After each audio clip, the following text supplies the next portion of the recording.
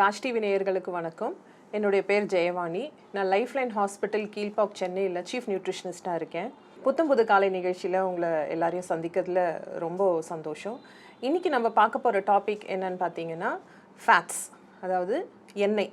இதுதான் நிறைய பேருக்கு ஒரு பெரிய கன்ஃபியூஷன் இருக்கும். என்ன ஆயில் யூஸ் பண்ணுறது, ஃபேட் குட்டா பேடா, எவ்வளோ எடுத்துக்கலாம் அப்படின்ற மாதிரி நிறைய பேருக்கு இதில் ஒரு கன்ஃபியூஷன் இருக்கும். அந்த கன்ஃபியூஷன் எல்லாம் என்ன அப்படின்றத இன்றைக்கி பார்க்கலாம். ஸோ ஃபேட் நம்ம உடம்புக்கு நல்லதும் செய்யும், கெட்டதும் செய்யும். ஸோ அதனால தான் ஃபேட்டில் பார்த்திங்கன்னா 2 வகைகள் இருக்குது. குட் ஃபேட் இருக்குது, பேட் ஃபேட் இருக்குது. ஸோ இப்போ பேட் ஃபேட் என்னன்றதை நம்ம ஃபஸ்ட்டு பார்க்கலாம்.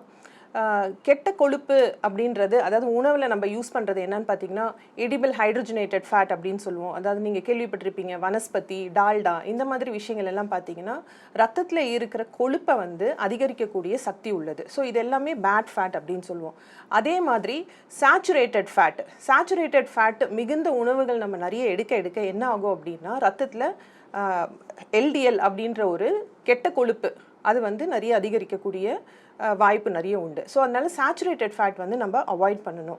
அதே மாதிரி ட்ரான்ஸ் ஃபேட் அப்படின்னு சொல்லுவோம். ட்ரான்ஸ் ஃபேட்னா என்ன அப்படின்னா, இப்போ நம்ம வறுத்து பொரிச்சு சாப்பிட்றோம் இல்லையா, இப்போ ஒரு சிக்கனோ இல்லை ஒரு மட்டனோ இல்லை அதே மாதிரி பஜ்ஜி போண்டா இதெல்லாம் எண்ணெயில் வறுத்து பொரிச்சு சாப்பிட்ற சமயத்தில் அதில் ட்ரான்ஸ் ஃபேட் அப்படின்ற ஒரு காம்பவுண்ட் உருவாகுது. இது எல்லாமே உடம்புக்கு நல்லதே கிடையாது. ஸோ இது எல்லாமே நாங்கள் பேட் ஃபேட்டுன்னு சொல்லுவோம்.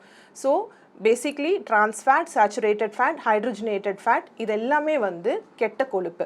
ஸோ இது நிறைய நம்ம உணவில் தவிர்க்கணும். இது யாரெல்லாம் தவிர்க்கணும் அப்படின்னு பார்த்தீங்கன்னா எல்லாருமே தவிர்க்கிறது நல்லது. ஏன்னா இதனால பார்த்தீங்கன்னா ஹார்ட் ரிலேட்டட் இஷ்யூஸ், கேன்சர் போன்ற கொடிய நோய்கள் வரக்கூடிய சான்சஸ் நிறைய இருக்குது. ஸோ இப்போ இதெல்லாம் பேட் ஃபேட். குட் ஃபேட் பற்றி பார்க்கணுன்னு சொன்னால் நமக்கு உடம்புக்கு கண்டிப்பாக கொழுப்பு சத்து தேவை.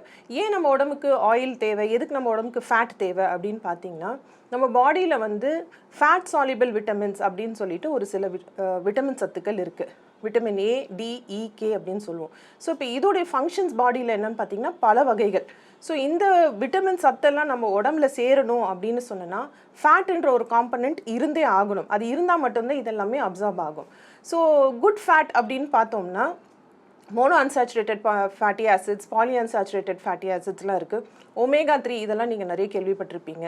ஸோ இப்போ இந்த ஒமேகா 3 நிறைஞ்ச உணவுகள் அதெல்லாம் நம்மளுடைய உணவில் சேர்த்துக்கிட்டோம் அப்படின்னு சொன்னால் ஹெச்டிஎல், அதாவது குட் கொலஸ்ட்ரால், அது ஏறக்கூடிய வாய்ப்பு நிறைய இருக்குது. அதே மாதிரி கெட்ட கொலஸ்ட்ரால் சேராமையும் தடுக்கலாம். ஸோ ஒமேகா 3 ஃபேட்டி ஆசிட்ஸ் எந்த மாதிரி உணவுகளை இருக்குது அப்படின்னு பார்த்தீங்கன்னா ஃபிஷ்ஷஸ், அதாவது சின்ன மீன்கள், இதிலெல்லாம் ஒமேகா 3 இருக்குது. வெஜிடேரியன் சோர்ஸஸில் பார்த்தீங்கன்னா flax seeds, nuts, almonds, walnuts, அப்புறம் சீட்ஸ் எல்லாம் கேள்விப்பட்டிருப்பீங்க, சன்ஃப்ளவர், பம்கின் சீட்ஸ், இதில் எல்லாமே ஒமேகா 3 ஃபேட்டி ஆசிட்ஸ் இருக்குது. இதெல்லாம் நம்ம எவ்வளோக்களோ நம்ம உணவில் சேர்த்துக்க முடியுமோ அவ்வளோவும் நல்லது. ஸோ ஒன்று ஃபேட் சாலிபிள் விட்டமின்ஸோட அப்சார்ப்ஷனுக்கு ரொம்ப நல்லது. இன்னொன்று நம்மளுடைய பாடி ஃபங்க்ஷன்ஸ், அதாவது ஹார்மோனல் ஃபங்க்ஷன்ஸுக்குமே ஃபேட் ரொம்ப முக்கியம். ஸோ அந்த ஃபேட் இல்லை அப்படின்னா ஹார்மோனல் இம்பேலன்சஸ் வரத்துக்கும் சான்சஸ் இருக்குது. அதே மாதிரி நம்மளுடைய மூட்டு வலி இந்த மாதிரி இருக்கிறவங்களுக்கு கூட போன்ஸே உங்களுக்கு அந்த லூப்ரிகேஷனுக்காக உங்களுக்கு கண்டிப்பாக கொழுப்பு தேவை. ஆனால் அது எல்லாமே மினிமல் அமௌண்ட்டில் தான். ஸோ இப்போ இந்த நல்ல விஷயங்களுக்கெல்லாம் நமக்கு ஃபேட் தேவைன்றதுக்காக நம்மளுடைய உணவில் ஃபேட்டை நம்ம ரொம்ப எக்ஸஸாக நம்மளால் சாப்பிடக்கூடாது. ஏன்னா அதனால கெட்ட விஷயங்கள் நடக்கிறதுக்கு வாய்ப்பு இருக்குது. ஆர்த்ரோஸ்க்ளரோசிஸ் அப்படின்னு சொல்லுவாங்க, அதாவது நம்மளுடைய இரத்த குழாயில் அடைப்புகள், அதாவது ஹார்ட்டில் அடைப்புகள், இதெல்லாம் பேட் ஃபேட்னால வரக்கூடிய ஒரு காம்ப்ளிகேஷன் தான். ஸோ அதனால் ஃபேட்டுன்ற ஒரு விஷயத்தை ரொம்ப பேலன்ஸ்டாக கொண்டு போகணும். ஸோ குழந்தைங்கள்லேருந்து பெரியவங்க வரைக்கும் எல்லாருக்குமே ஃபேட்டுன்றது உணவில் தேவைப்படும். ஒருவரையோட வயசுக்கு ஏற்ற மாதிரி ஒரு நியூட்ரிஷனிஸ்டையோ நீங்கள் டாக்டரையோ அணுகுனீங்கன்னா அவங்க உங்களுக்கு என்ன அளவில் நீங்கள் எடுக்கணும் கொழுப்பு அப்படின்றத அவங்க சொல்லுவாங்க. ஸோ அதுக்கு ஏற்ற மாதிரி அந்த மாதிரி ஃபேட்டெல்லாம் நீங்கள் உணவில் சேர்த்துக்கிட்டீங்க அப்படின்னு சொன்னால் நல்ல விஷயங்களை மட்டும் அதிலேருந்து நம்ம எடுத்துக்கிட்டு கெட்ட விஷயங்கள் வராமல் நம்மளால் தடுக்கலாம். ஸோ அடுத்த நிகழ்ச்சியில் வேறொரு டாப்பிக்கில் சந்திப்போம். நன்றி, வணக்கம்.